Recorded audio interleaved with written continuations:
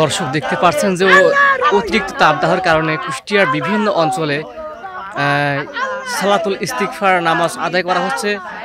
সেক্ষেত্রে আমাদের কুমারখালীর যদুবরে ইউনিয়নের ছাতিয়ানি গ্রামে কিন্তু আজকে দেখছেন যে ইস্তিকার নামাজ আদায় করার আগ মুহূর্ত এখন আমরা অবস্থান করছি আমাদের এলাকার মাঠ অর্থাৎ ছাতিয়ান এবং দক্ষিণ যদুবরের মাঠ।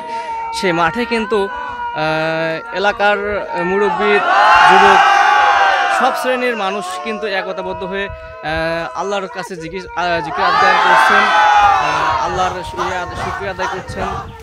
বৃষ্টির জন্য যে একটা আশা নিয়ে সবাই মাঠে নামছে, মাঠে নেমে এখন সবাই আল্লাহর কাছে ফরিয়াদ করছে যেন বৃষ্টিটা হয়। দর্শক এখন আমরা দেখতে চাচ্ছি যে মানুষ কত কষ্ট করে রোদের মধ্যে পরিশ্রম করছে এবং সালাতুল ইস্তিগফার নামাজ আদায় করছে।